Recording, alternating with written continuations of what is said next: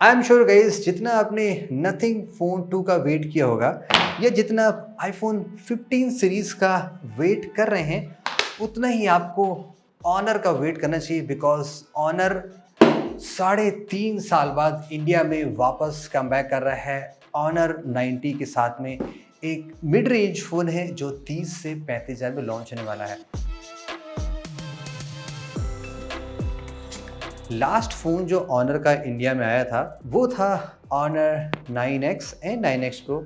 Unboxing and first impression आप shorts या Facebook पे चेक कर लीजिएगा। यहाँ हम जस्ट क्लियर कट बातें करते हैं जो एकदम टू द पॉइंट होती है। इन समरी में कहूँ तो ये बहुत ही स्ट्राइकिंग लुकिंग कलर है एंड फ़ोन सीरियसली बहुत ही कॉम्पैक्ट है। रियली स्लिम फ़ोन है, 186 ग्राम इसका वेट है, बहुत ज़्यादा भी नहीं है और फ़ोन पकड़ने में गाइस बहुत ही बेटर है। इस फ़ोन को जब मैंने होल्ड किया तो 3.5 साल बाद मैंने ऑनर का फ़ोन पकड़ा तो प्रीमियम फीलिंग तुरंत फील हो गई कि यस, फ़ोन सर्टेनली प्रीमियम है। ऑफ कोर्स मटेरियल चॉइस का फ़र्क आ चुका है बिकॉज पहले 15-20 हज़ार में ग्लास के फ़ोन मिलते थे, अब यहाँ पे प्लास्टिक बैक में दिया गया, लेकिन लुक बहुत ही अच्छा है। यहाँ पे ढेर सारे से डॉटेड स्ट्रक्चर बने हुए हैं, जो फील होते हैं ऐसे, एंड ऊपर फ्लैट कलर है एंड आपको कैमरे का लेआउट थोड़ा सा अलग तो डेफिनेटली लग ही रहा होगा। अनदर कूल पार्ट यहाँ पे आपको मैं दिखाना चाहता हूँ, जो बैक पैनल है ये क्वाड एज बैक पैनल है। यूजली आपने देखा होगा फ़ोन में राइट एंड लेफ्ट में कर्व ज़्यादा होते हैं, लेकिन यहाँ पे बैक पैनल में भी ऐसे कर्व दिया गया है बोथ टॉप एंड बॉटम में। तो इस तरीके से फ़ोन पकड़ने में ना एक अलग ही एक्सपीरियंस फील हो रहा है। और एसेंशियल चीज़ों की बात करें, यहाँ पे कुछ कट शॉट ऑफ कोर्स है, यहाँ पे कोई भी हेडफोन जैक का स्लॉट नहीं है एंड टॉप में कोई स्पीकर नहीं है, जस्ट नॉइस कैंसिलेशन माइक है। बॉटम में ड्यूअल 5G सिम कार्ड आप लगा सकते हैं, कोई भी यहाँ पे SD कार्ड लगाने का ऑप्शन नहीं है एंड सिंगल बॉटम स्पीकर है। राइट साइड में आप देख सकते हैं यहाँ पे पावर बटन है, वॉल्यूम है, इन डिस्प्ले फिंगरप्रिंट सेंसर मिलता है और उसकी अनलॉकिंग भी बहुत ही फास्ट है एंड एक्यूरेट भी है। ये जो फ़ोन के बेजल्स यहाँ पे, ये सीरियसली गाइस बहुत ही कम है। मैं आपको कोशिश करूँगा दिखाने की, क्योंकि यहाँ पे पहले तो सिमेट्रिकल बेजल है और आपने क्लोजली नोटिस किया हो ये डिस्प्ले भी अगेन क्वाड एज डिस्प्ले है, चारों तरफ से डिस्प्ले भी यहाँ पे कर्व दिया गया है। तो ये भी थोड़ा सा रेयर डिज़ाइन पैटर्न है। ऐसा नहीं कि ऐसे फ़ोन आते नहीं हैं, बट आपको कम फ़ोन मिलेंगे ऐसे जिसमें ऐसा फीचर मिलता है। यहाँ पे कुछ ज़्यादा ही कर्व है। इस प्राइस पॉइंट पे फुल एच डी डिस्प्ले आपको मिलते हैं। यहाँ पे आपको 1.5K का डिस्प्ले मिलता है। कूल पार्ट क्या है कि यहाँ पे आपको ऑटो रेजोल्यूशन होता है वो चेंज करने का ऑप्शन दिया गया है, जो एक तरीके के प्रीमियम फोन्स में, जैसे कि सैमसंग में आप क्वाड HD, फुल HD या HD में स्विच कर लेते हैं, यहाँ पे भी ऑप्शन दिया गया है। एंड आई रिमेंबर ये गाइस आज से नहीं है, आपको याद होगा ऑनर प्ले आपने यूज़ किया होगा, मेरे पास तो नहीं है लेकिन बहुत पहले जब वो फ़ोन था उसमें ये ऑप्शन दिया गया। तो ऑनर ये चीज़ें फॉर द बैटरी ऑटोमेशन काफ़ी पहले से करती आ रही है।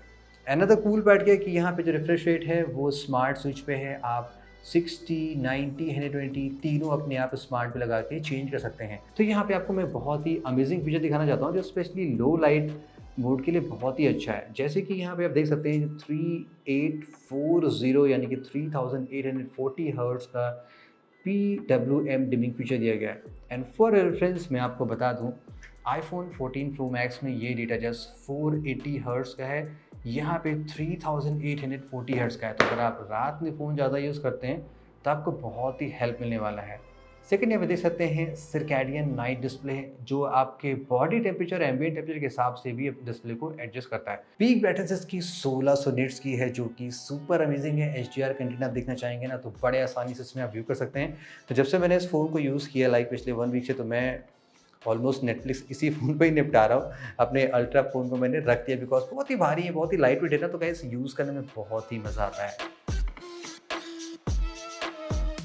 यहाँ पे ऑफ कोर्स आई थिंक अगर आपने ऑनर का फ़ोन पहले यूज़ किया है तो आपको डेफिनेटली डिसअपॉइंटमेंट होने वाला है। बिकॉज जिस ऑनर को आप जानते थे, जिस हुआवे को आप जानते थे, जो पहले किरिन CPU यूज़ करती थी, जो कि one of the fastest CPU सकता था, एंड्रॉयड का आप बायोनिक CPU मान सकते हैं। फॉर रेफरेंस मैं आपको ऑनर 9X प्रो का बेंचमार्क स्कोर दिखा रहा हूँ। ये किरिन 810 है, एकदम मिड रेंज CPU था, ऑलमोस्ट 4.5 साल पुराना CPU है ये, और इसका स्कोर आप देख सकते हैं 4 लाख के आसपास का है।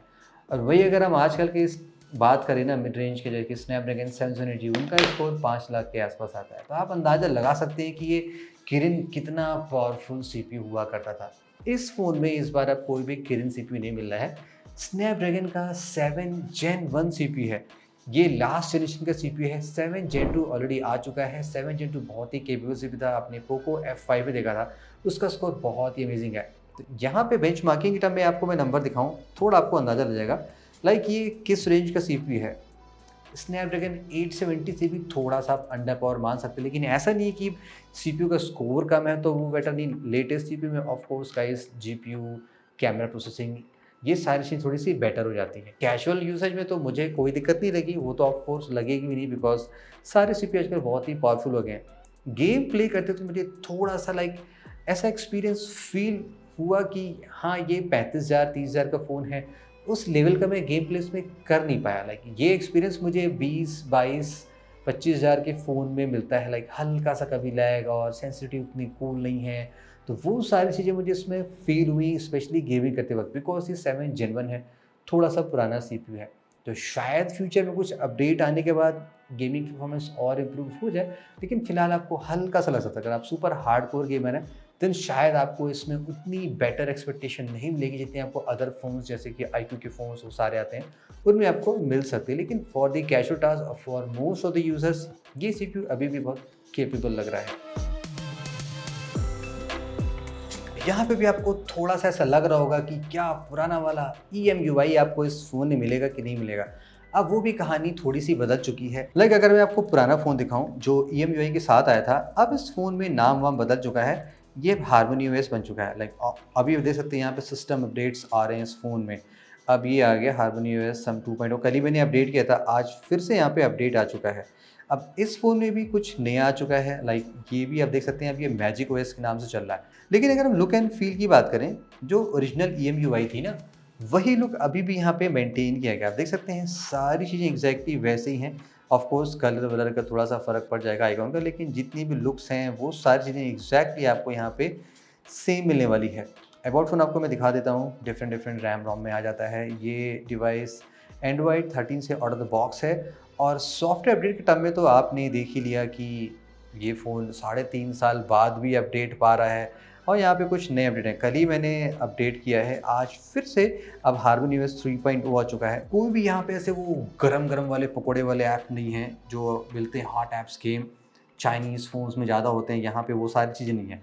तो रोम क्लीन है, फीचर्स बहुत सारे हैं, लुक वही दिया गया है स्टैंडर्ड जो पहले रहता है। ऑनर 3.5 साल पहले 4 साल पहले देखा था, कैमरे के लिए काफ़ी कुछ किया करती थी, कुछ बेईमानियाँ भी करती थी। हुआवे अक्सर पकड़ी गई है, लाइक DSLR से फ़ोटो लेके उसको चिपकाया गया कि फ़ोन से लिया गया है। आपने सारी कहानी, अगर आप टेक गीक हैं तो आपने पहले सुना होगा। लेट्स फाइंड आउट यहाँ पे क्या सिस्टम है। अब यहाँ पे ट्रिपल कैमरा दिया गया है और चौथा यहाँ पे एक रिंग टाइप की फ्लैश नहीं है, एक्चुअली 4 LED फ्लैश एक साथ दी गई हैं। 200 MP plus 12 MP plus 2 MP है। तो क्वालिटी पे आने से पहले मैं आपको समरी में बता दूँ, लाइक ऑनर का ये जो फ़ोन है और जो पहले थे ओरिजिनल इस फ़ोन की बात करें तो ये फीचर लोडेड कैमरा फ़ोन है। लाइक बहुत सारे यूज़फुल फीचर्स इसमें दिए गए हैं, जैसे कि मल्टी विंडो हो गया, HDR photo, HDR video and portrait video, तमाम तरह के फीचर इसमें दिए गए हैं जो एक अच्छे फ़ोन में होने चाहिए ताकि आप डिफरेंट सिनेरियोज़ के हिसाब से उस फ़ोटोज़ के फीचर्स को एंजॉय कर सकें। अब चलिए बात करते हैं एक्चुअल फ़ोटोज़ क्वालिटी की। फ़ोटोज़ से प्रोड्यूस हो क्या रहे हैं वो बड़े ही अच्छे हैं, कलर्स बहुत ही अच्छे हैं, ना ज़्यादा ओवर सैचुरेटेड हैं ना ज़्यादा अंडर सैचुरेटेड हैं, kind of very natural looking shot आ रहे हैं। डायनेमिक रेंज भी ठीक ठाक है, मुझे ऐसा कुछ लगा नहीं। अल्ट्रा वाइड इसका काफ़ी अच्छा है, 12 MP है जो डिसेंट शॉट लेता है रादर देन 8 MP का जो वेस्ट कैमरा सेंसर दिया जाता है। एंड स्लाइटली लो लाइट में फ़ोटोज़ लें तो भी अच्छी आ रही है और कंप्लीट लो लाइट में नाइट मोड का फीचर दिया गया है। थोड़ा सा यहाँ पे मुझे लगता है कि इंप्रूवमेंट की ज़रूरत है बिकॉज नाइट मोड उतना परफेक्ट वर्क नहीं कर रहा है, कलर वलर थोड़े से इसमें चेंज हो जा रहे हैं इसमें, तो ऐसा मैंने नोटिस किया है। 200 MP मोड की बात करें तो इसमें भी वही प्रॉब्लम है जो हमने पहले और 200 मेगापिक्सल के फ़ोन में देखी, बिकॉज मेगापिक्सल इतना ज़्यादा होता है ना कि CPU आपको बहुत ही पावरफुल चाहिए। जैसे कि अब मैं 200 MP S23 अल्ट्रा में यूज़ करता हूँ तो यहाँ पे कोई प्रॉब्लम नहीं होती बिकॉज सुपर फ्लैगशिप CPU है तो वो सारे पिक्सल चुटकी में हैंडल कर लेता है। ये CPUs ना थोड़ा टाइम हिट एंड मिस लेते हैं, कभी कभी लाइक डिटेल्स मिस हो जाती हैं कभी कभी बहुत ही वंडरफुल डिटेल्स आ जाती हैं। तो ऐसी कहानियाँ हो सकती हैं। तो ये तो रही गाइस फ़ोटो के बाद। अब वीडियो की बात करते हैं।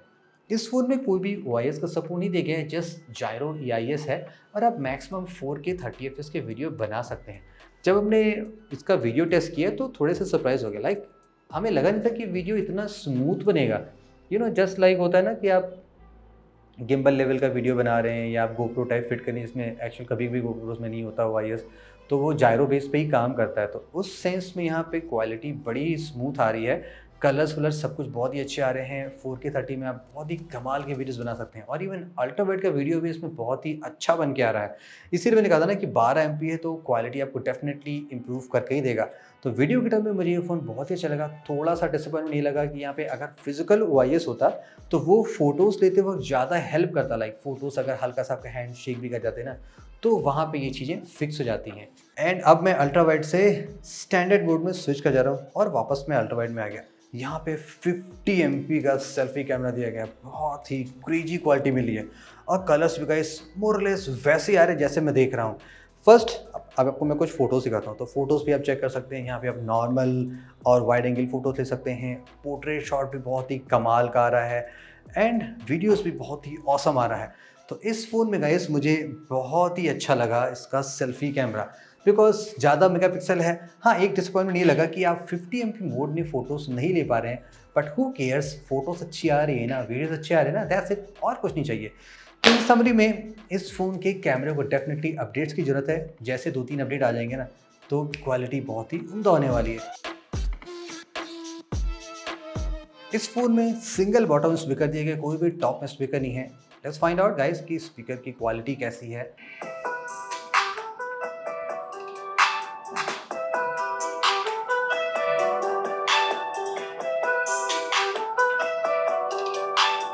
सिंगल बॉटम स्पीकर हैं, लाउडनेस बहुत ज़्यादा तो नहीं है, लेकिन आई थिंक ये लाउड इनफ आप कह सकते हैं कि अगर आप सिंगल स्पीकर से भी एंजॉय करेंगे तो आ जाएगा। लेकिन साउंड आउटपुट बहुत ही क्रिस्प है और एकदम सूदिंग एक्सपीरियंस है। लाइक ऐसा नहीं लग रहा है कि बहुत थिक आ रहा है, एकदम ना अच्छी मधुर वाली आवाज़ आ रही है। तो वैसा इसमें आ रहा है। ड्यूअल स्पीकर होता तो और मज़ा आता, बिकॉज इस प्राइस में आई थिंक सभी फ़ोन में आपको ड्यूअल स्टीरियो स्पीकर्स ऑफकोर्स मिल ही जाते हैं। यहाँ पे 5000 mAh की बैटरी मिलती है। इसके बावजूद ये फ़ोन काफ़ी स्लिम है एंड बॉक्स में 66 वाट का चार्जर मिलता है, आपको लेने की ज़रूरत नहीं है। थोड़ा सा डिसअपॉइंटमेंट ऑफ कोर्स है गाइस, बिकॉज अब 120 वाट और ये सब चीज़ें तो बड़े आसानी से आपको 30-35 हज़ार के फ़ोन में मिल जाती हैं। एटलीस्ट 80 वाट तो अब मिल ही जाता है आराम से ही। बैकअप इस फ़ोन का मुझे अच्छा मिला, बिकॉज यहाँ पे जो ऑप्टिमाइजेशन किया गया है ना सॉफ्टवेयर के लेवल पे, EMUI पहले भी बहुत कूल था और अब जो मैजिक OS हार्मोनियस बन गया वो भी अभी भी कूल है। जैसे कि अगर आप स्मार्ट स्विच पे रखते हैं और स्मार्ट रेजोल्यूशन पे लगते हैं, जो अपने आप ही कंटेंट की चीज़ें चेंज करता रहता है, तो उससे आप थोड़ा और बेटर पा सकते हैं। मेरे यूसेज में ये 2 दिन आराम से मिक्स टू हैवी में चल जा रहा था कि हमने कैमरा बहुत यूज़ किया, गेमिंग बहुत यूज़ की, वगैरह वगैरह इन चीज़ों में, तो आराम से फ़ोन 2 दिन चल जा रहा है। क्रूशियल पॉइंट यहाँ पे होगा प्राइसिंग का। अब ये फ़ोन अगर 30,000 में आ जाता है तब तो गाइस ये अच्छा खासा ना रिंग एनिमल्स कर सकता है। जैसे कि 30,000 का अगर हम फ़ोन देख लें, मोटो H40 मिल जाता है, OnePlus Nord 3 32,000 का है, तो विदाउट कार्ड ऑफर तो 32 तक है। और 30 के अंदर जाएँ, कुछ अच्छे फ़ोन हैं जैसे कि iQOO Neo 7 हो गया, अदर ब्रांड्स के भी फ़ोन हैं। सैमसंग का उतना पावरफुल फ़ोन मिल नहीं सकता है, तो कंपटीशन तो है, लेकिन प्राइसिंग बहुत ही इंपॉर्टेंट है। अगर ये 30-32 में फ़ोन मिलता है तो वहाँ पे आपको एक काफ़ी beautiful design, slim form factor, one of the best display आपको मिल सकता है। कैमरे सेटअप भी, कैमरा फीचर्स, कैमरे क्वालिटी सब कुछ बहुत ही टॉप नॉच है। बॉक्स में चार्जर वगैरह सारी चीज़ें मिल रही हैं। जो इस फ़ोन में थोड़ा सा मुझे लेट डाउन लगा वो है इसकी परफॉर्मेंस में और इसके स्पीकर में। लाइक ड्यूअल स्पीकर और बेटर हो सकते थे, लेकिन यहाँ पे ड्यूअल दिया नहीं गया है। परफॉर्मेंस ऐसे नहीं कि बैड है, लेकिन मुझे लग रहा था कि स्नैपड्रैगन 7 Gen 2 मिल जाता तो गाइस बहुत ही कमाल आता। लेकिन लेट्स वेट, अगर ये फ़ोन 30 तक आ जाता है तब तो ये बहुत ही ऑसम फ़ोन है और फिर से ऑनर आई थिंक धमाल मचा सकता है। आपके भी क्या थॉट्स हैं ऑनर को लेके? क्या आपने ऑनर के फ़ोन चलाए हैं, चला रहे हैं या चलाने वाले हैं, या हमारे जैसे ऐसे कुछ फ़ोन बचा के रखे हुए हैं? डेफिनेटली कमेंट से बता सकते हैं। See you in the next video, till then have a great day.